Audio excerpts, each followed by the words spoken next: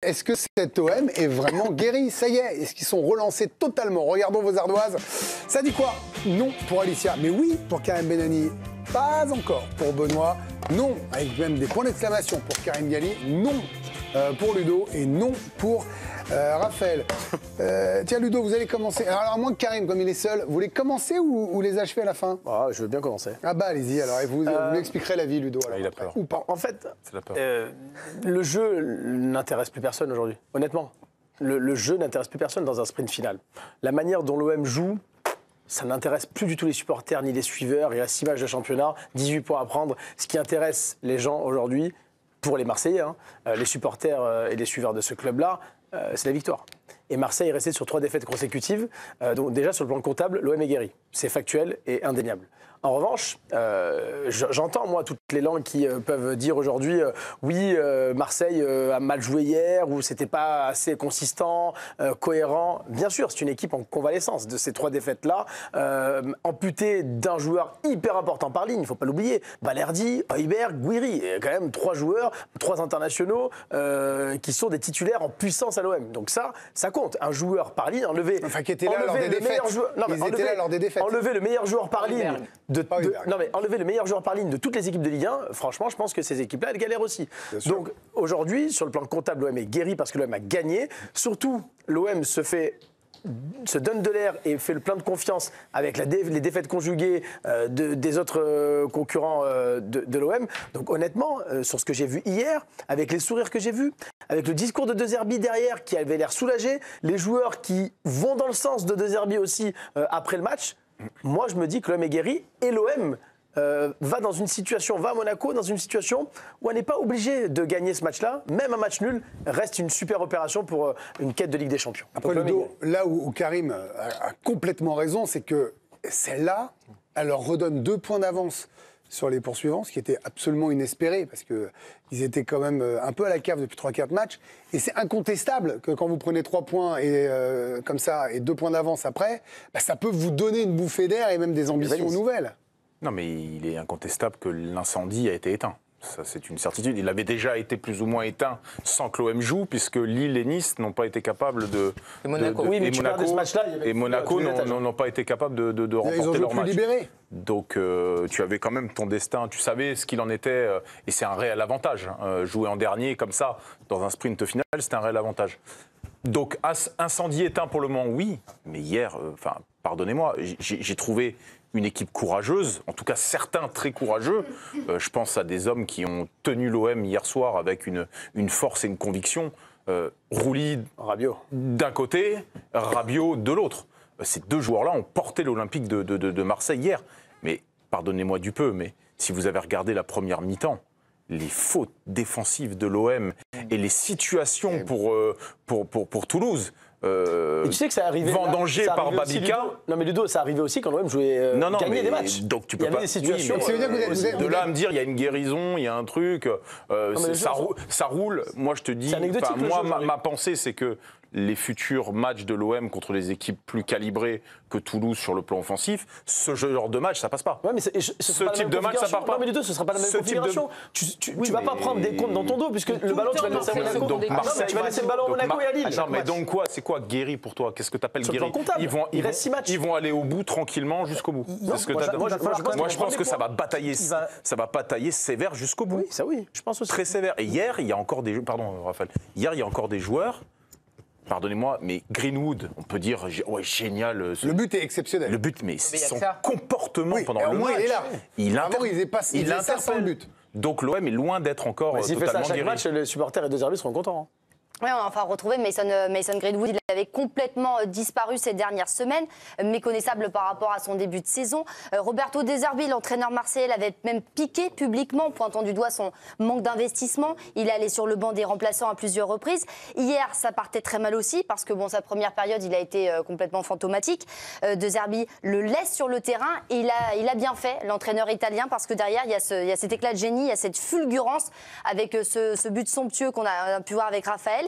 et qui réveille tout le Vélodrome et qui le réveille lui aussi par la même occasion parce que derrière, ce n'est pas du tout le même match pour Mason Greenwood. Alors, il y a ces deux visages affichés le temps d'un même match. L'équipe parle d'un intermittent du spectacle, la Provence d'un Greenwood à la fois ange et démon. De Zerbi, lui, il a bien cerné cette dualité et il en attend énormément de son joueur. È un talento naturale, il merito è di sua madre e di suo padre. C'est un talent naturel, le mérite revient à son père et à sa mère. Moi je suis là pour l'aider à devenir un joueur encore plus complet. Quand il faut l'embrasser, l'encourager, je le fais. Et quand il faut le pousser, je le fais aussi, c'est mon travail. Je voudrais qu'il puisse rester dans les mémoires des gens comme un des meilleurs joueurs qui ait pu jouer ici. Et il y en a eu beaucoup. Alors Valentin Rongier s'est lui aussi exprimé sur le cas Mason Greenwood. Il souligne à quel point l'anglais est important dans l'effectif, même quand ça va moins bien.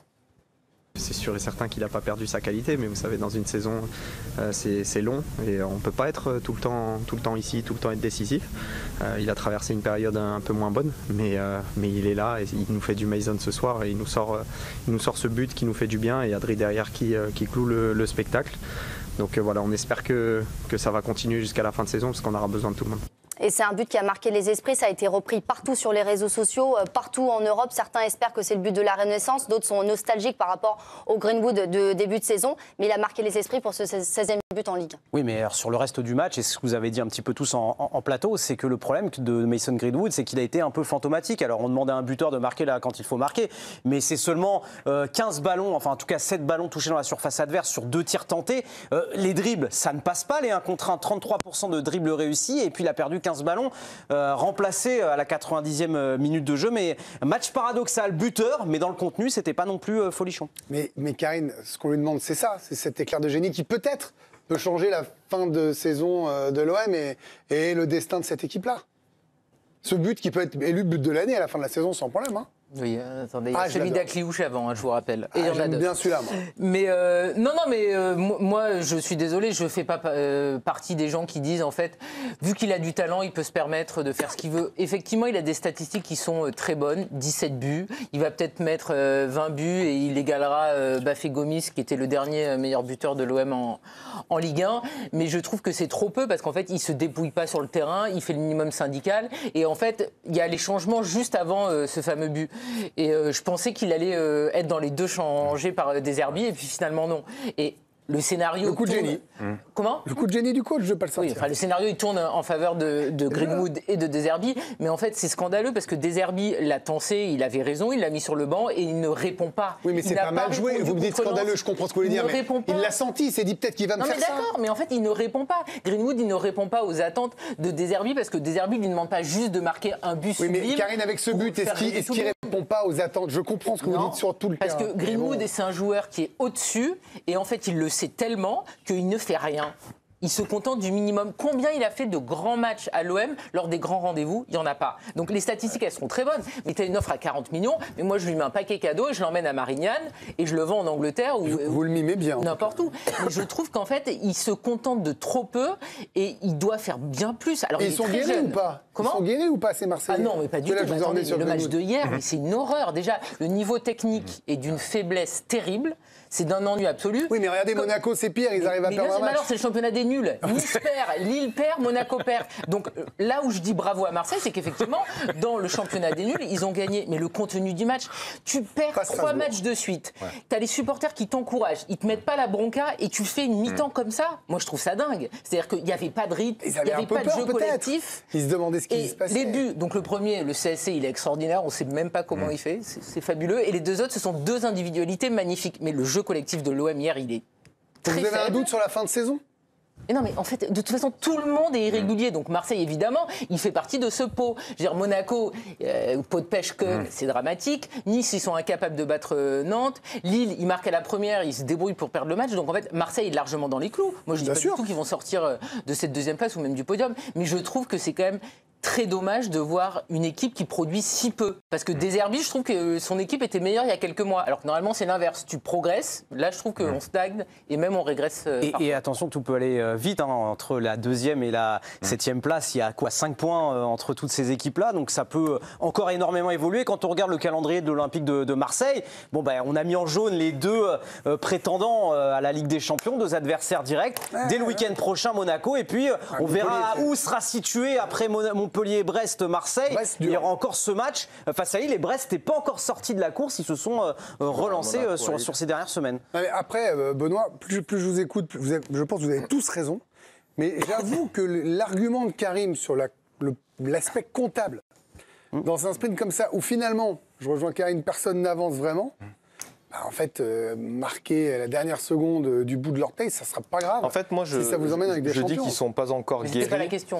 Je dis pas qu'ils sont au fil du débat. Je dis qu'ils ne sont pas encore guéris parce qu'en fait, hier soir après le match, tu te dis pas, bon, c'est bon. L'OM, c'est reparti, ça va finir 2e, tranquille. Je trouve qu'ils sont trop dépendants de certains joueurs. Ils sont trop dépendants de Rabiot. C'est le concept des stars. Trop dépendants de Rouli. Je me dis, si Rabiot il a un petit trou d'air, il n'y a personne pour prendre le relais. Moi, c'est ce que je conclus dans cette équipe. Là, il est là dans cette équipe payée. Tu veux qu'il ait un trou d'air. Et j'espère. C'est son rôle d'être le leader. J'espère. Oui, mais il est là depuis le début de la saison, Adrien Rabiot. Donc j'espère qu'il n'aura pas de trou d'air et que Rouli aussi. Si jamais ça se passe comme ça, je pense que malgré tout, l'Olympique de Marseille finira 2e. Ce qui me fait un petit peu peur de ce côté-là, c'est que défensivement, c'est très compliqué. Il y a quelques mois, défensivement, c'est très compliqué, mais l'OM en marquait plus. 1 but de plus, 2 buts de plus. Là, il est resté sur 3 défaites d'affilée. S'il n'y a pas un grand roulé, encore une fois, si les attaquants... De nouveau. Plutôt qu'encore une fois, je dirais de nouveau. Et s'il n'y a pas les attaquants toulousains qui sont...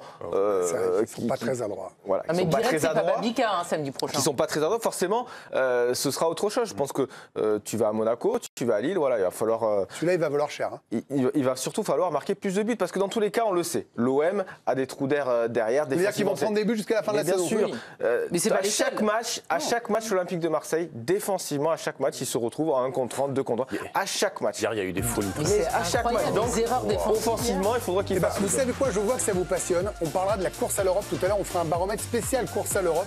Vous pourrez dire tout le mal que vous pensez, Karine, ou tout le bien les autres. Et puis on en parlera, parce qu'il y en a quand même qui ont fait de beaux trucs. On va parler de Strasbourg tout à l'heure, dans cette course à l'Europe. Madi Camara. Et bien sûr. Et vous serez surprise par ce qu'on dira. Et puis, on va se demander si ce PSG est fin prêt. On est à J-2 de ce match contre Aston Villa. Antoine Pinault viendra nous voir. Et pourquoi il ne faut pas banaliser ce 13e titre. Ce sera le pourquoi du soir. À tout de suite.